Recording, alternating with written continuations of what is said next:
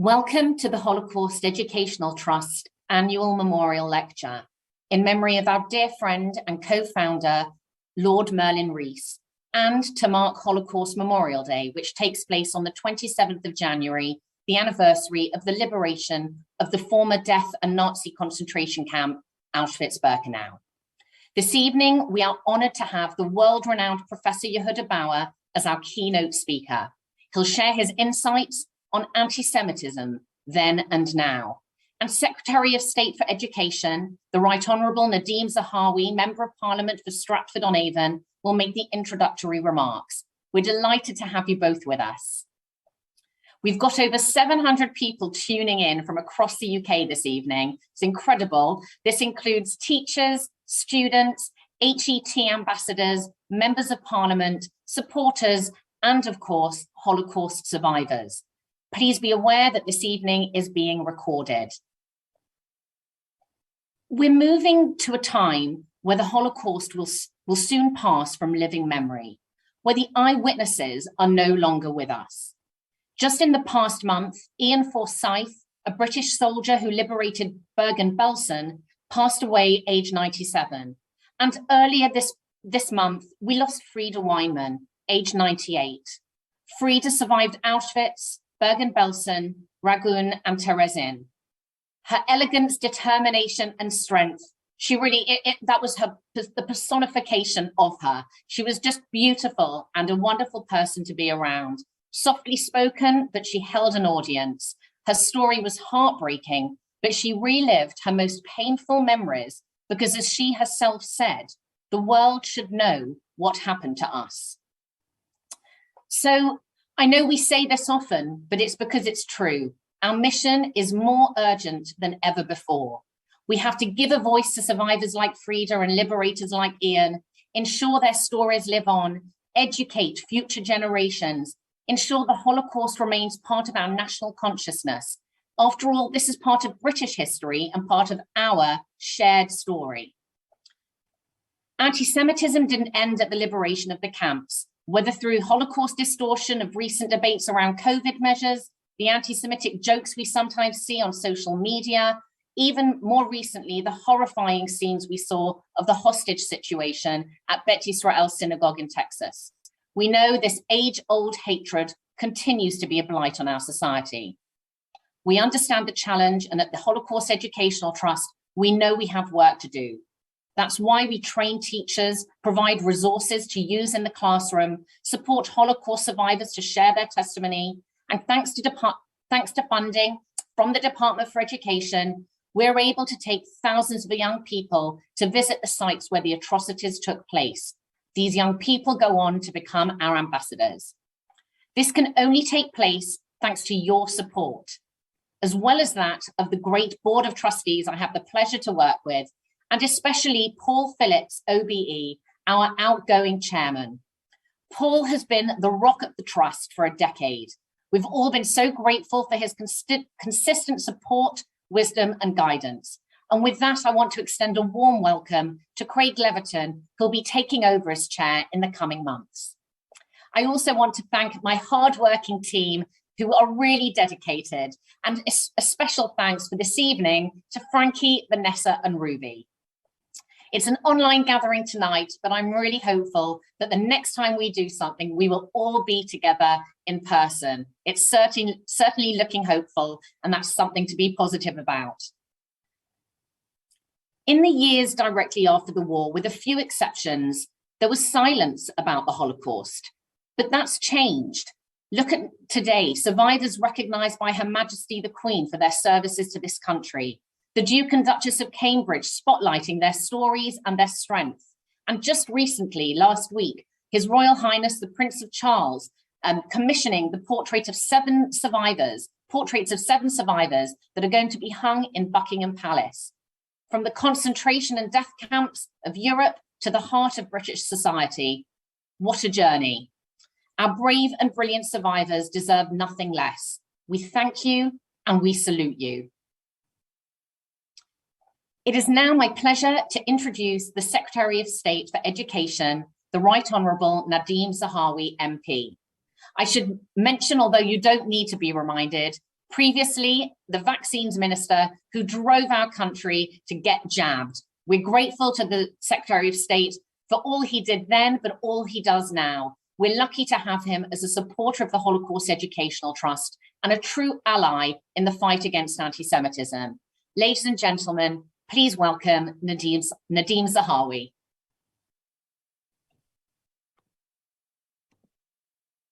Thank you very much, Karen, for those lovely and very generous words. And you do an incredible job. And of course, thank you very much to your whole team at the Holocaust Education Trust for allowing me to speak today with Professor Bauer. The work you do to engage and inspire young people is incredibly important. And I am very grateful to be able to join you and the 700 friends, supporters, and colleagues on this call tonight. You are a phenomenal organization doing really important work. So thank you from the bottom of my heart. Last November, I made a trip that I will never forget. In many ways, it has changed my life. That trip was to Auschwitz, where I saw for myself the dark depth to which mankind can fall. The scale of what went on there is unimaginable. Nothing, no newsreel, no photograph can do justice to the horror of that place. The realization that thousands of people went to work every day with the sole intention to murder their fellow human beings. The Holocaust remains a shocking failure of humanity on every level. It was a systematic attempt to exterminate the Jewish people. It has become a byword for evil, a failure of civilization, and the result of widespread anti-Semitic fervor being left to spread without challenge. It is, in my view, the most shameful and despicable events in history. As Education Secretary, I am determined to do everything in my power to make sure we never, ever again allow such evil to take root. Let me explain why I feel so strongly. It is because I know what it feels like to be a young Kurdish boy terrified by a dictator who has corrupted the state for their own ends. I know what it feels like to be a child in a family that is forced to run away in fear under cover of darkness, rather than go to the same school I'd always been to and grown up with the same friends I'd always had. I know what it feels like when the people you look to safeguard you turn away from you. My family, in many ways, were fortunate. We found a home here and made a life here in the United Kingdom. As we all know, only a very precious few of those people in the Holocaust were so lucky. The lessons of the Holocaust need retelling because the dangers have not passed. Too many of those evils still exist today. I've heard firsthand of the abuse that Jewish friends have received in the streets, in restaurants, in cafes. We know that Jewish students are victims of anti-Semitism on some university campuses here in our own country, in the United Kingdom. And we hear the despicable way that too many people attack the state of Israel and its citizens. Let me assure you that this government is committed to confronting and eradicating anti-Semitism in any form and in any setting where it emerges. The horrific events in Texas that Karen just referred to last week serve as a great reminder that the scourge of anti-Semitism is never far away, and we must never rest in trying to rid ourselves of it. Education, in my view, is the only vaccination against anti-Semitism. Jews should not be fighting anti-Semitism alone. Their struggle is our struggle, and their fight is our fight. Our best tribute to the survivors who are left is to renew our vow that what they endured shall never be forgotten or repeated. I am so proud of the projects that my department has supported, such as the Holocaust Educational Trust Lessons from Auschwitz program, which takes sixth formers, teachers to visit the Nazi concentration camp at Auschwitz-Birkenau. Since the program began in 1999, over 41,000 students and teachers have visited Auschwitz-Birkenau Memorial and Museum. And of course, the incredible work that they do when they return. And since, of course, the pandemic started, over 2,000 have used cutting-edge technology to engage with the site as it exists today from their homes.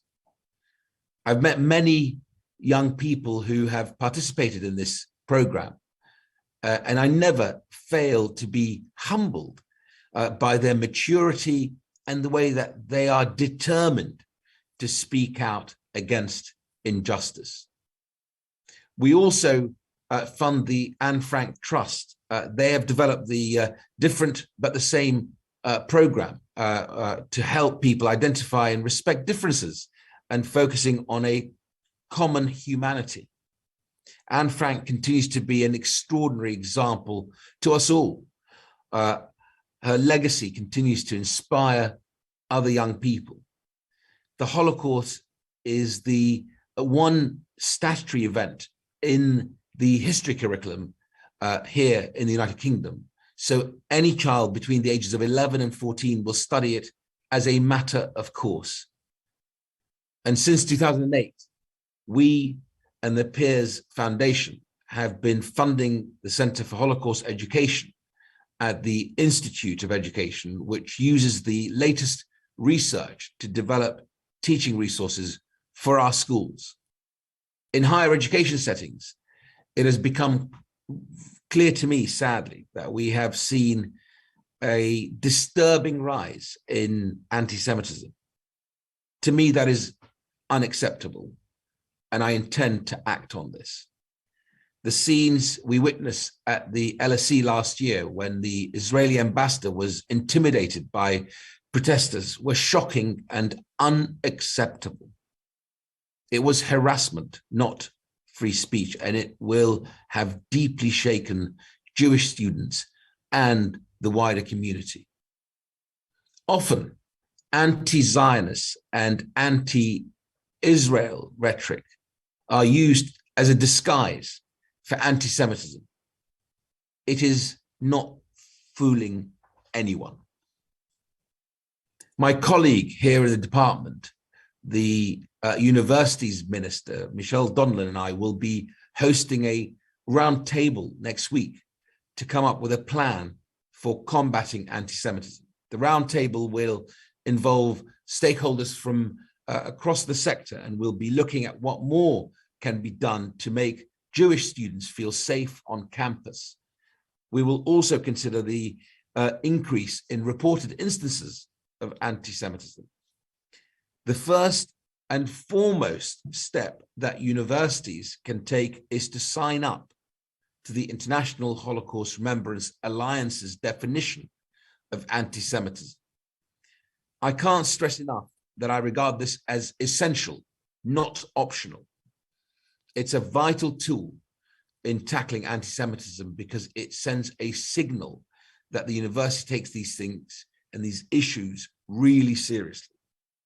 It's not just a tick box exercise, my friends. It is nailing your colors to the mast for all to see. It is telling everyone, students, staff, wider communities, that anti-Semitism has no place anywhere. This government has worked tirelessly to encourage universities to adopt the IHRA definition of anti-Semitism. Most providers, by the way, have adopted this, and I am not going to ease up until we see everyone fall into line. But we know we must go further, much further.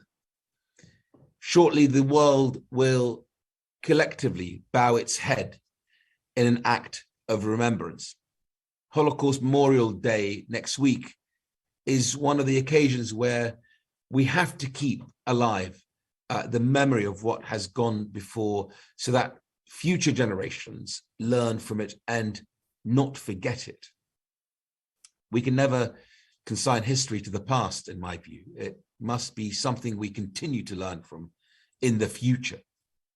The legacy of the millions who were lost in unspeakable circumstances must be that each and every one of us vows that we will remember and never allow such evil to take root again. One of the most inspiring speakers at the delegation I attended in Poland was the chief rabbi of Tel Aviv, Israel Melau. We both echoed the wise adage that all that is necessary for evil to flourish is that good men do nothing. But as Rabbi Lau said, silence should not have been an option then, and it is not an option now. We must all be brave enough to speak up. And I hope all of us can find that courage in ourselves and encourage and demand it in others. We must all be each other's ally on this journey. Thank you for listening to me. Thank you, Secretary of State, for your passionate and strong words of support for our cause. We couldn't have a better ally, and we're very grateful to you for your friendship and support and for sparing the time to be with us this evening. Thank you. It's now my great pleasure to introduce Professor Yehuda Bauer, Professor of Holocaust Studies at the Hebrew University in Jerusalem, academic advisor to Yad Vashem, and I'm sure the Secretary of State knows this, but Yehuda is also the honorary chairman of the International Holocaust Remembrance Alliance, and no doubt had quite a part to play on the definition of anti-Semitism so widely used and referenced today. Professor Bauer continues to drive academic discussion and research with his numerous publications and lectures. Revered by all, we are hugely honored to have him with us today.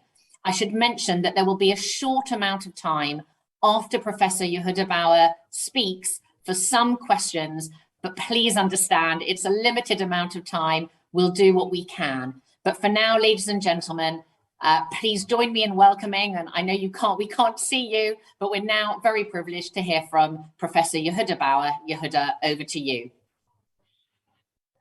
Yeah, thank you very much.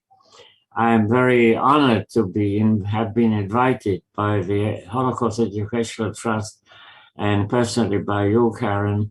And I'm extremely grateful to Minister Zahawi, whose introduction was very touching and very appropriate. And I'm very appreciative of the great work that the Ministry of Education in the United Kingdom is doing. Now, there are some 370,000 Jews in the United Kingdom, approximately, that's what people say, out of 65 million population of the United Kingdom. In other words, just over 0.5% of the population of the UK are Jewish. But the amount of hatred that is devoted to that half percentage of the population. Also, when it's not hatred, but just attention and dealing with the Jews, as though they were a very central issue to the public policy and the public life of a very large population. And this is not limited to the United Kingdom or to Europe for that matter. Anywhere outside of polytheistic societies, you have this. In polytheistic societies, in China, for instance, there was a large Jewish population about 600 years ago. In India, before the independence of India was achieved, there were some 70 to 80,000 Jews. There was never any anti-Semitism because polytheism or polytheistic cultures, for them, another ethnic group or another religious group is just another group. They don't attack them because they are a group. They attack them if they do, and they do occasionally, certainly, for pragmatic reasons, one kind or another. But in the so-called monotheistic societies of Christianity and Islam, you have this anti-Semitism, a very ancient phenomenon. You see, where does anti-Semitism come from? It comes from the difference between the culture and the civilization that was developed by Jewish people in ancient societies. This is not a question of genealogy, because we are just about as pure genetically as any street poodle in London. We are a mixture like everyone else. And a lot of influences of other people were exerted on what developed as a Jewish people. So it's not a kind of an ethnic purity of any kind. It's a culture, and the culture is being attacked. And the culture is being attacked because it's different, neither better nor worse, but it's different from the cultures that developed. Because the Jews developed a civilization, a culture which over time, not all at once, but over time developed a kind of an attitude to life, which is contained in this tremendous anthology, which is called the Bible, or the Hebrew Bible, as Christians would call it, but also the New Testament, which is, of course, part of the Christian belief system. And in that kind of a civilization,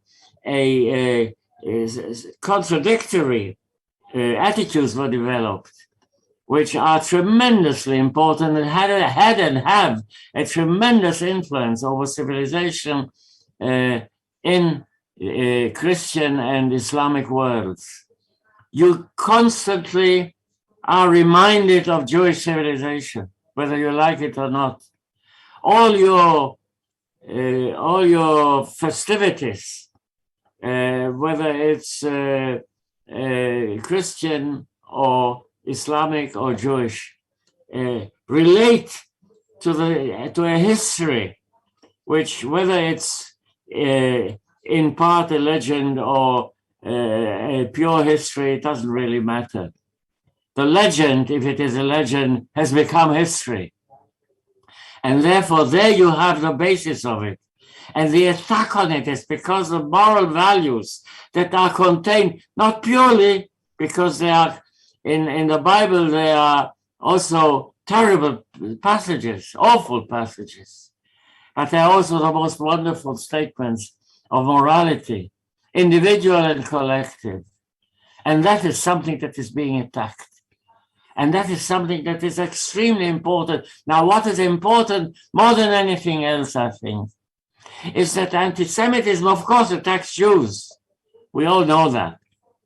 But the Jews are a tiny minority. some 13, 14 million today in the whole world out of over 7 billion people. Nothing, you see. And the impact of this civilization is absolutely tremendous. And the problem is that it's not only attacking Jews. The problem is that anti-Semitism is not a Jewish illness, a Jewish sickness. It is a sickness of the society that attacks the Jews. It's a problem that is a problem of the non-Jewish society, much more in effect than at the moment the attack on the Jews themselves. And I want to show you this very briefly, of course, because the World War II, which continues in its impact on society, certainly in the UK, and certainly in Europe, and certainly on the American continent, but everywhere in the world, including in East Asia. The impact of World War II was tremendous, is tremendous. We constantly refer to it. The legacy of World War II, with its 35 million, approximately, nobody knows exactly, victims, fatalities in Europe alone, outside of East Asia, has had a tremendous impact. Now, what caused it? The World War. What caused World War II? Let me quote a gentleman who was responsible for it, Adolf Hitler. Because Adolf Hitler, in October 1936, nominated his number 2, Hermann Göring, to be responsible for preparing Germany for war in 4 years. It was then later reduced to 3 years. And Göring, quite rightly, before he received that nomination, wanted to have in writing a directive by Hitler. Why should we prepare for war? Hitler, against his usual way of determining policies, decided that in this case, it is essential to put it into writing. And this document has been with us since Nuremberg in 1945. This is not new. You can check it. It's part of the Nuremberg documentation. It was published in 1945 and in its original German by the German federal government in 1977. And this is the core of what Hitler says in this memorandum of August 1936. I quote, "From the beginning of the French Revolution, the world has been drifting with increasing speed towards a new conflict, whose most extreme solution is called Bolshevism, but whose content and aim is only the removal of those strata of society which gave leadership to humanity up to the present, and their replacement by international Jewry. A victory of Bolshevism would not lead to a Versailles Treaty, but to the final destruction, even the extermination, Ausrottung in German, of the German people," unquote. And then he completed that story, that statement, a very clear statement, in his public speech on January 30, 1939, when he said, I quote, "If the international Jewish financiers," the capitalists, you see, in and outside Europe, "should succeed in plunging the nations once more," because of course the Jews are responsible for World War I, you know, "into a world war, the result will not be the Bolshevization of the earth and thus the victory of Jewry, but the annihilation of the Jewish race in Europe." January 30, 1939. This is the motivation for the outbreak of World War II, or at least the main motivation. And the result of that was the death of some 35 million at least people in World War II, just in Europe alone. And of these, let's say 5.6, 5.8 million were Jews who died in the Holocaust. 29 million non-Jews died in World War II because of anti-Semitism. Now, is that not reason enough to fight anti-Semitism? Not by Jews. The minister says rightly that the Jews should not fight it alone. They can't fight it alone. It's not a Jewish problem. Anti-Semitism is a non-Jewish problem. It is incumbent on the non-Jewish society in its own interest, not because of the beautiful eyes of the Jews, but in its own interest to fight a scourge, which is a danger to society in which we live. What can be done about this? Laws are important, there's no doubt about it. And many countries have laws against anti-Semitism of one kind or another. But that's not really the answer. Because, you can go around laws. We know that very well. But where does it spread? How does it spread? It spreads today in the social media. I would call them the anti-social media.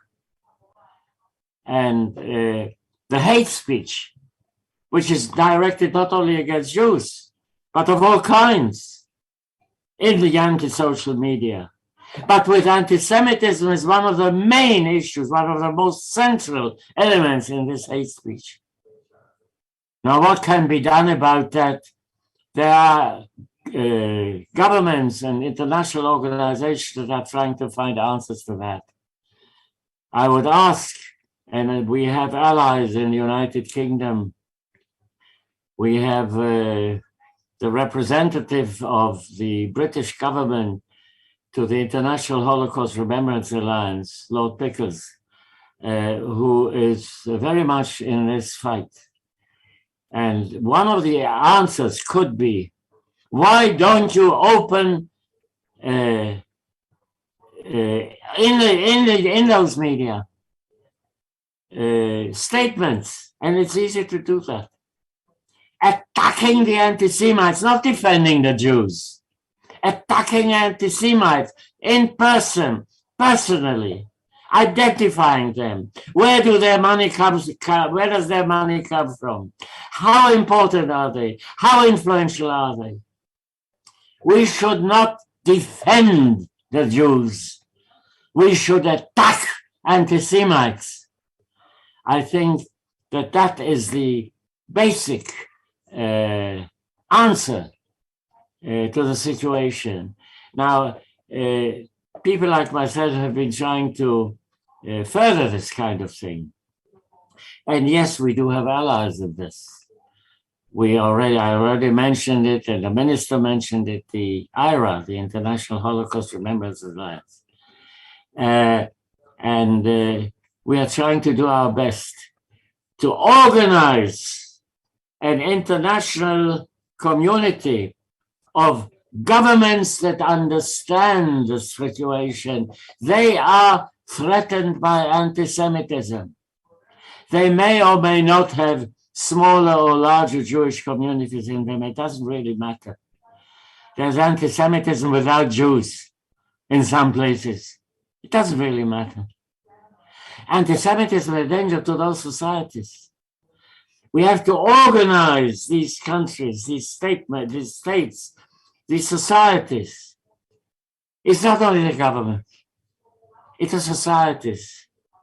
When a British university says anti-Semitism, don't defend the Jews, attack the anti-Semites. I think that is really what we should be doing. And if I may end by a statement, I'm a very, very old man. I'm a dinosaur. But dinosaurs died 65 million years ago. And as long as dinosaurs like myself are still active in this, we are still fighting a fight that has to be fought. Thank you very much. Thank you, Yehuda. I know I'm not the only one who will say that, I could listen to you all evening. It is a really phenomenal thing to hear you provide an argument with such clarity, with such passion and energy. You may say, you refer to being old. We all wish that when we are your age, we are able to communicate and inspire and challenge in the way that you do. It really is phenomenal. So thank you. Now, I believe that we have a question. I'm going to read it out, and Yehuda, hopefully you can see it on the screen. I'll read it and then I'll come to you. So just to say to our audience, we have just 15 minutes for questions.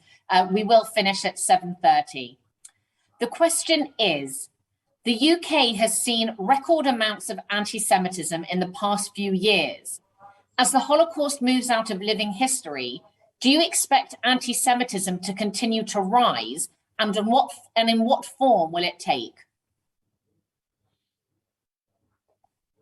Okay, I can't see the question in writing, but now I do. I don't know what is going to happen tomorrow.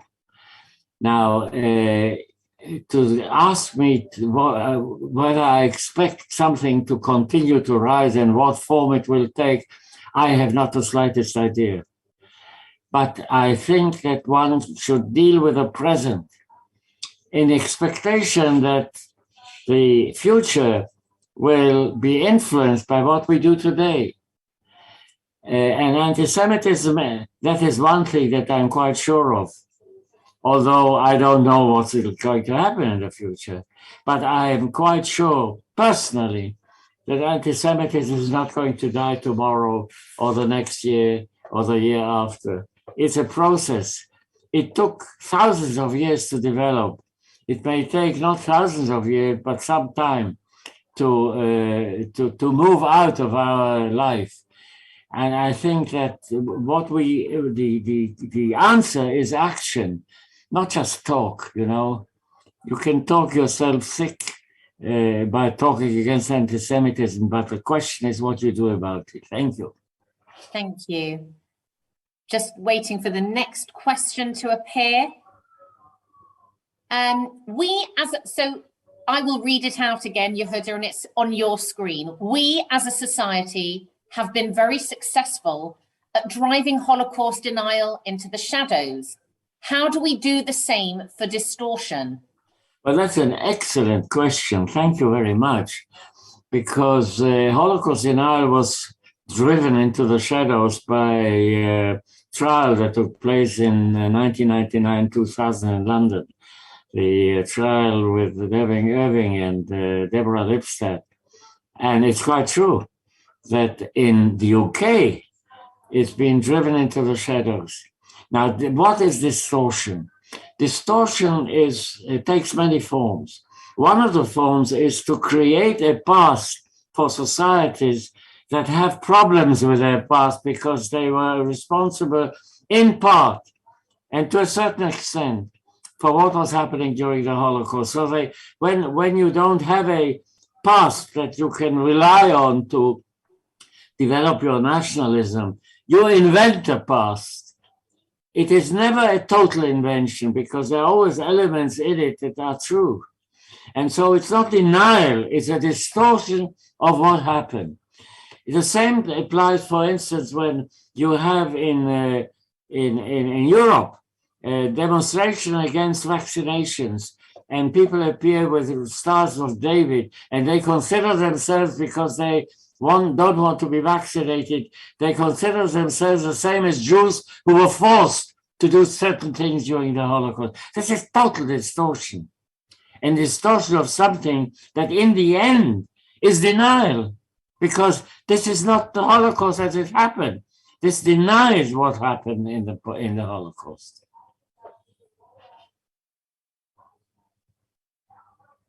Thank you. One moment, Yehuda. I'm going to read that to you in a moment. I'm just waiting for it. Right. Thank you. A student called Olivia has said, thank you for the really insightful talk. I'm a student at the University of Lincoln and passionate about making a difference in society to spread awareness and knowledge. I am part of a student education diversity and inclusivity committee. I was wondering if you have advice on raising awareness of anti-Semitism on campus. Yes, I think there are people who are doing this actually. And I happen to have somebody I know very well who is doing it. It is not just presenting anti-Semitism, because if you present it, you're actually spreading anti-Semitism. You present it by saying how dangerous it is to society, to the student society.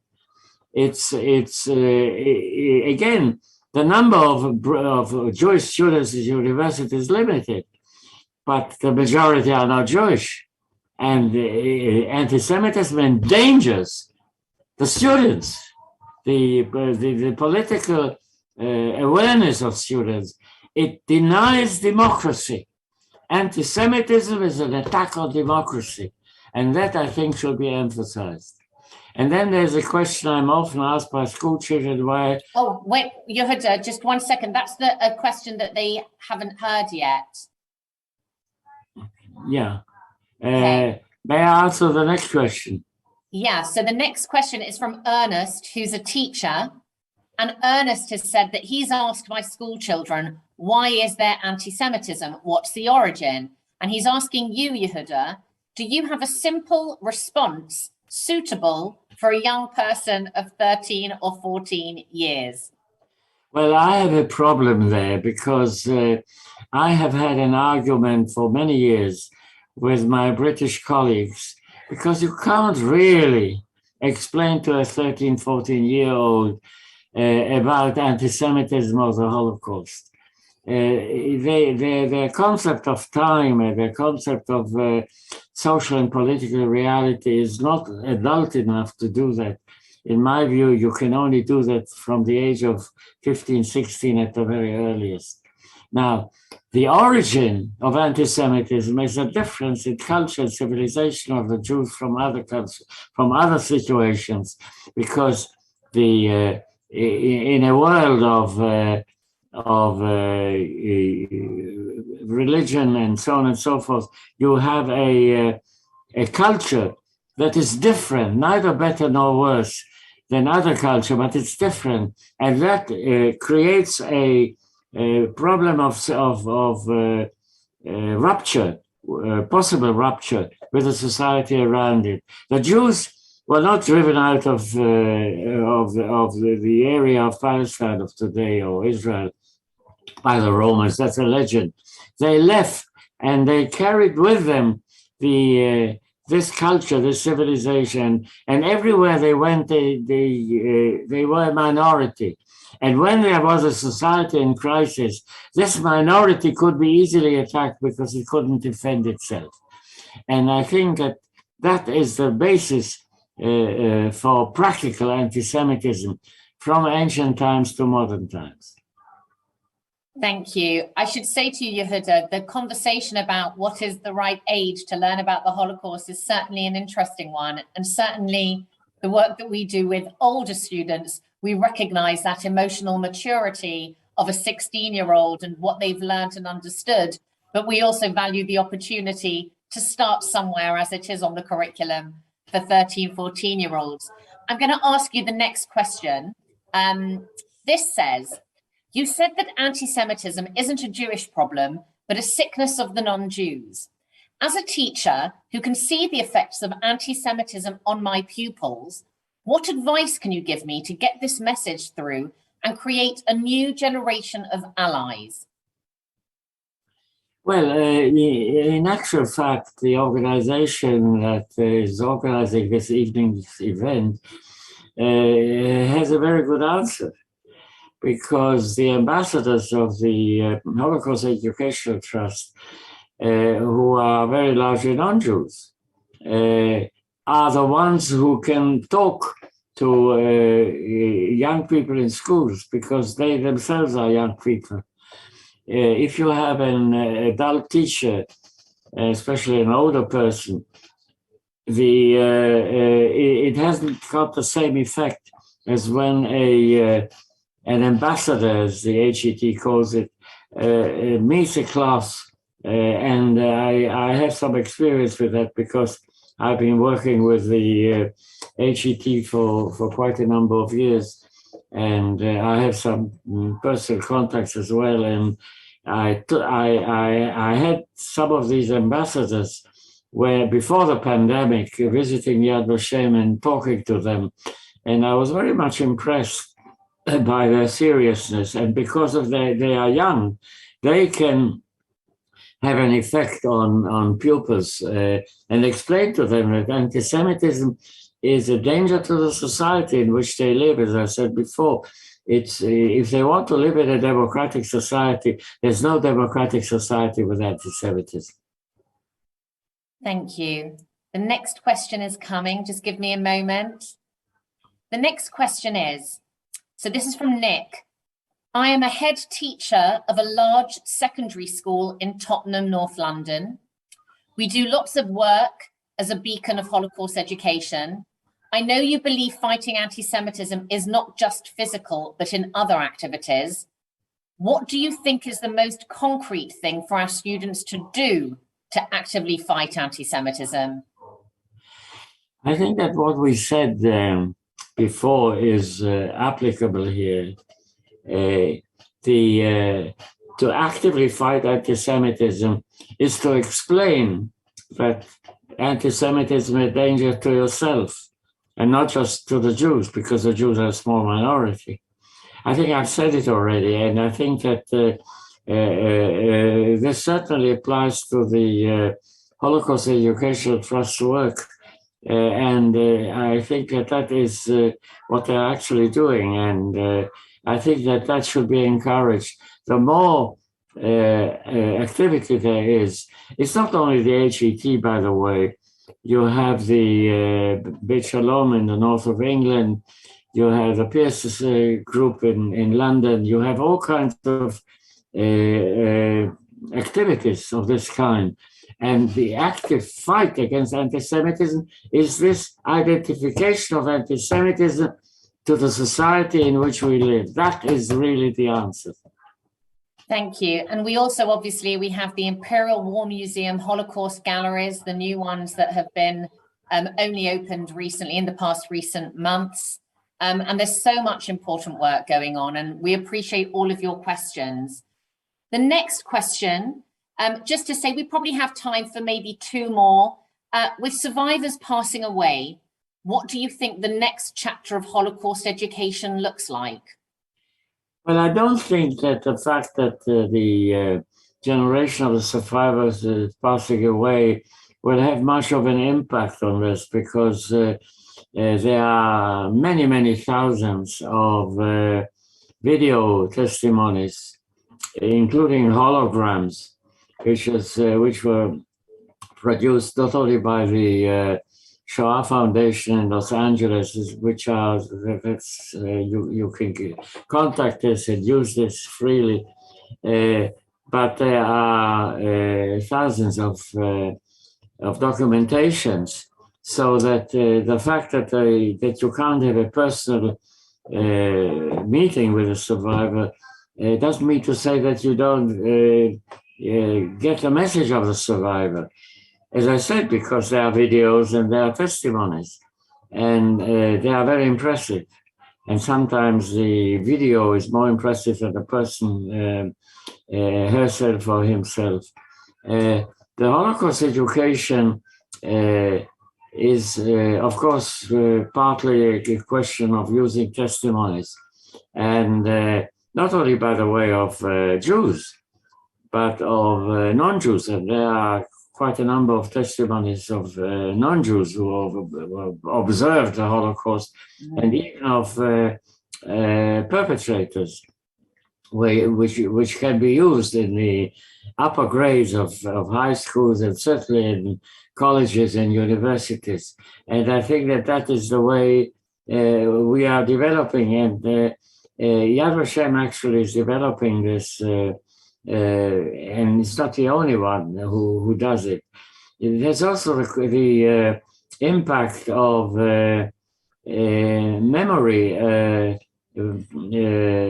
developed by museums and visits to museums. There's a museum which is going to be built next to Westminster in London, where the person in charge from the content point of view, the same person who was responsible for much of the work in the Yad Vashem museum. And I'm sure that this is going to be very impressive and people will be able to visit. At the moment, you have the Imperial War Museum in London, which is also doing a very good job in this.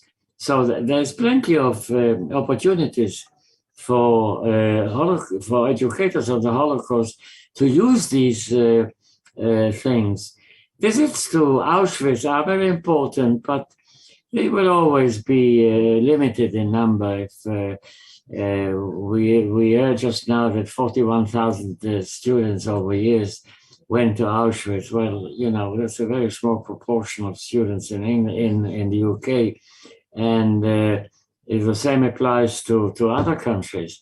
It's very important, but it'll always be a small proportion. If you have it near you in your own country, and in Europe and the United States and some other places, you do have places like that can be used for Holocaust education. So I think that is going to be developed even further than now. Okay. Final question, Yehuda, to you. Do you believe anti-Semitism is treated equally in comparison to other forms of prejudice? And if not, why? First of all, anti-Semitism is not a prejudice. Anti-Semitism is a cultural phenomenon which is based on hatred, not on prejudice. Based on hatred, and hatred is based on the difference of Jewish civilization, as I said before. Now, therefore, to treat anti-Semitism the same way as to treat prejudices is simply mistaken. This is not the way to treat it. It's not just a prejudice. It's a cultural phenomenon. And a colleague of mine said it's in Europe and in European civilization, or outside of Europe, it is, as she said it, a cultural phenomenon. So it's not a prejudice. And therefore, there's no possibility of comparison. Or rather, no, I'm wrong here. You have to compare in order to see that the comparison is wrong. Okay. Thank you very much, Yehuda. We could carry on, as I said, all night. I know you're 2 hours ahead, and I think you said it's about to snow. So we are very grateful to you for giving your time. And I know you can't see the audience, but I know that we are getting so many more questions that we just can't share all night. A few things just as final remarks. The first is to mention something about our ambassadors, because Yehuda, when we announced that you were our keynote speaker, the surge of posts on social media from young people saying how excited they were to hear from you, and how sort of precious the time was when they had the opportunity to hear from you in person in Jerusalem at Yad Vashem, demonstrates the impact you have. And just to say, those are young people who only come to Israel and come to Yad Vashem and are part of that ambassador community because they visited Auschwitz with us and they feel they have an experience and something to pass on. They have a feeling of an obligation and a responsibility. We're really lucky that we have this relationship with you and Yad Vashem. And, you know, we often say next year in Jerusalem, but we mean it this time in a really big way. Next year in Jerusalem, where we'll be able to bring many of our key audiences that we work with who really benefit from that experience to Yad Vashem and also to see you. Thank you very much, Yehuda. Thank you to the Secretary of State. Thank you, everybody who's joined this evening. Before we sign off, a couple of things to mention. Firstly, this evening at 9 o'clock on BBC4, The Holocaust, My Family and Me. It was led by Robert Rinder, who many of you know, telling the story of what happened to his grandfather. It's on this evening at 9. And then to remind you, next week, the Holocaust Memorial Day ceremony, which is run by our friends at the Holocaust Memorial Day Trust, is on Thursday, the 27th of January at 7 o'clock. We're being invited to light a candle and place it in our window in memory of the victims of the Holocaust. I'll be joining them, and I hope you will too. With that, thank you again on behalf of everybody at the Holocaust Educational Trust. Thank you, Professor Bauer, and all of our supporters. Have a lovely evening. Goodbye. They're waking up in heaven when they thought you'd closed the door. They're waking up in a paradise where it was not before. They're sat now with their family and do not ask for more. Hand in hand they're smiling now, despite the things they saw. See, they were just like us. They had a family, they had a chance like me. But they had that taken, that freedom forsaken. They had no choice to see. But one day we'll find a way to love again. One day we'll see beyond the pain, and then one day we'll dream a simple dream again, just to be here with you. One